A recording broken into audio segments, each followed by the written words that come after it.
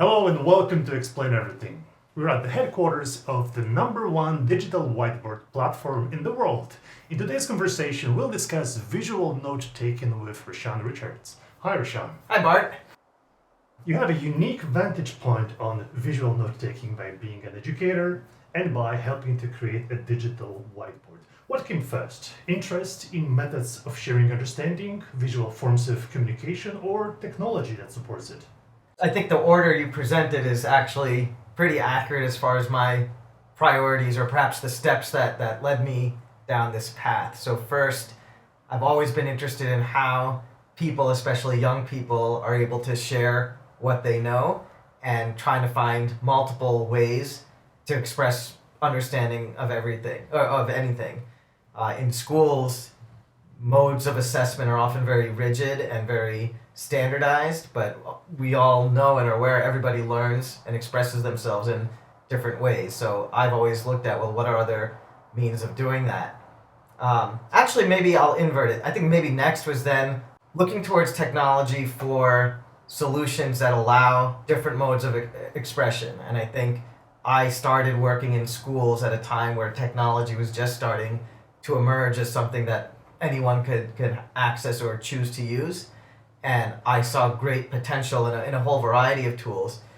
But eventually I landed on this idea of being more visual, whether it's through drawing or mixing media together as a really powerful way to express understanding or demonstrate understanding. So, and then more recently, I've gotten really into this form of visual note-taking, whether you call it doodling or sketchnoting or graphic facilitation. There are all kinds of terms to describe it, but I found that is a really powerful way to capture and then be able to share understanding on any topic.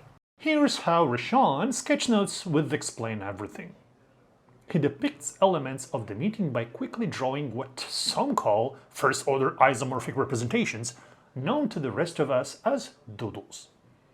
As a pro, he creates these on a spot, but helps himself from time to time by using pre-baked elements which are stored in his clipart library and waiting to be used.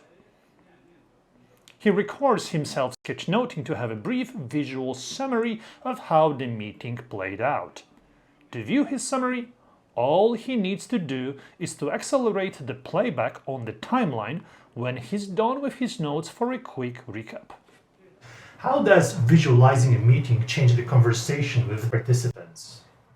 So what's interesting is I've been in meetings where people have taken typed notes or handwritten notes and circulated them afterwards. But somehow, the synthesis and arrangement when you're using visuals, it allows for a different story. Because right now, when you take notes and you're just listening and touch typing, people can type at a pretty rapid pace, so you're not necessarily making any selection or filtering of what's important or what's worth writing down. I think with handwriting notes that still exist there, but then to some degree you almost can't handwrite at the speed in order to keep up with what's happening. So I found that this doodling or visual diagramming, sketchnoting sits nicely in between there.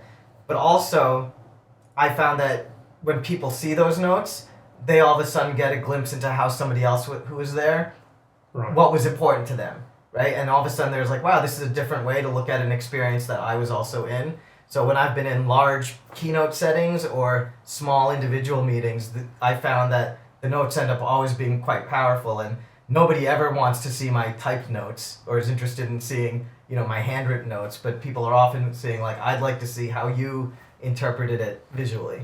Yes, and I think this takes the collaborative thinking into another level. So let me ask you, how does keeping a graphical record supports bigger picture thinking and communication among the team or the group you're meeting?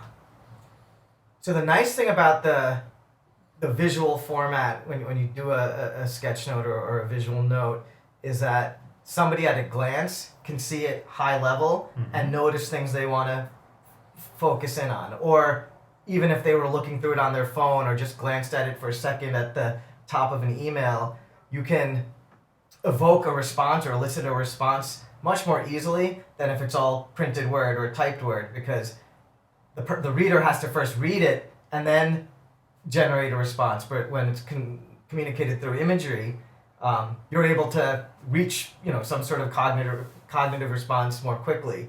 So I found that when you have these visual records over time, you can actually get a better snapshot of progress of a discussion, an idea, or whatever it may be, in a much more powerful way, or maybe just in a differently powerful way than if it was just a running record of page after page of text-based notes. It doesn't allow somebody to step back and have a high-level look at the progress, because you have to get in and actually read the details. I remember the quote from David Sibbett. He's the pioneer of the visual facilitation, and he suggested in one of his books that iPad is the spear tip of the visualization revolution on the tool side. Yet we don't see many visual facilitators using iPad these days. So what do you think? Why that is? I think people develop their habits and routines of what works well for them, and I don't think to make that type of experience more accessible to other people so they can understand the power of visualizing, note-taking, facilitating meetings in a graphic way. I feel like digital tools create an entry point for more people so that you don't require a professional graphic facilitator necessarily, but everybody can start to contribute in that way. Now I think professional graphic facilitators will then be able to focus on even higher level tasks if more people are at the ground level starting to be more visual in their communication. Great. Thank you for sharing your experiences with us. Thanks very much.